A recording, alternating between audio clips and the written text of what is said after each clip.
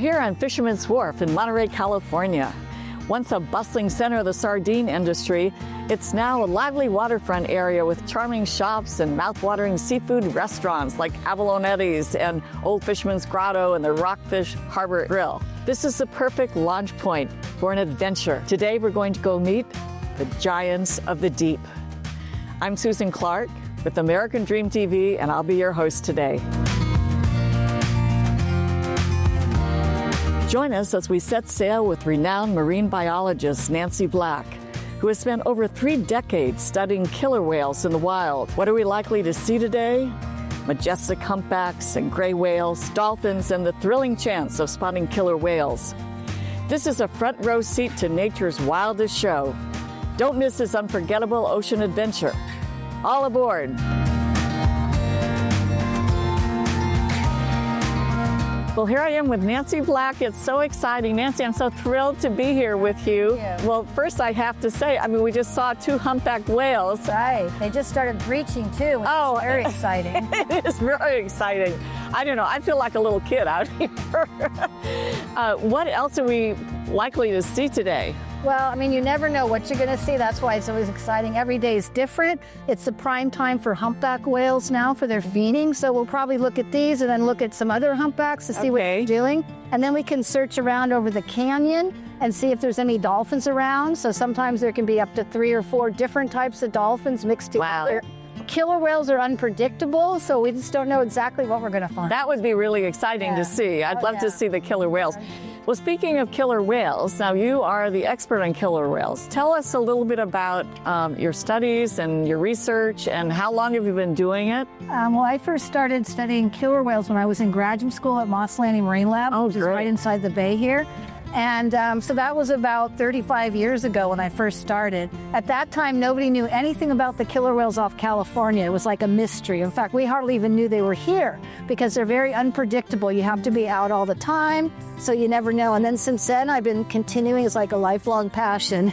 So now we know like up to 5 generations of killer whales after that time. That's incredible. Now, I know that some whales you're able to identify by markings, and they're the same whales that they come by every year. What about killer whales? Yes, definitely. Killer whales are easier to identify because there's fewer of them. There's about 200 or so that we see more often, and they can be seen any time of year. So we identify them by the markings in their dorsal fin and the white saddle patch on their back.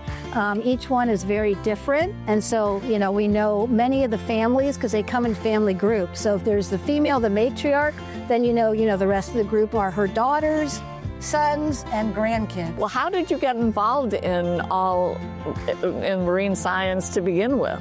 Well, when I was a kid, I always was interested in whales. I grew up near San Francisco, so I went on whale watching trips to the Farallones. Yeah. And then I'm an San Francisco. I just loved all animals and marine life. I volunteered at the Marine Mammals Center where I rescue seals and sea lions, and that really got my passion increased. And then I went to graduate school at Moss Landing Marine Labs and did my thesis on Pacific white-sided dolphins, and then started the killer whale project as well there.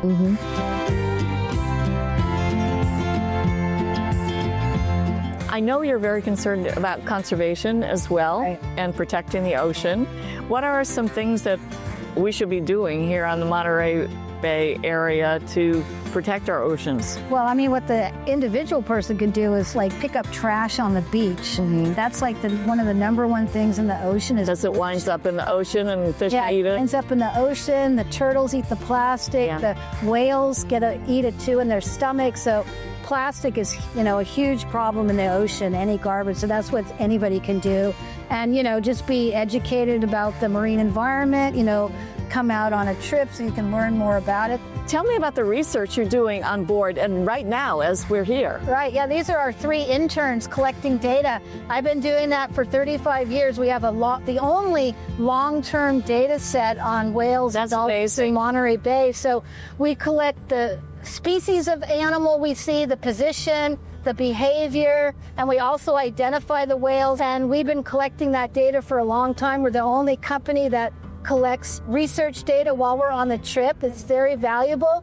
so we can look at the changes over the years, like related to climate change or different conditions. Oh, well, that's fabulous. Yes. What are your parting words to everyone? I think it's a great opportunity for people to come out and see the animals in the wild, not in captivity. I mean, especially killer whales. They're very upset. They don't do well in small tanks. Obviously, lots of space and open ocean. Now you can actually have a very easy opportunity. There's whale watching actually all over the world. Monterey is one of the best places. I really suggest people come out and see the wild animals that are free, not the captive animals. I'm just so excited. I feel like a little kid, and I just want to see more whales. Oh, great. But thank you. Thank you so much, Nancy. Okay. And thank you too, Skipper.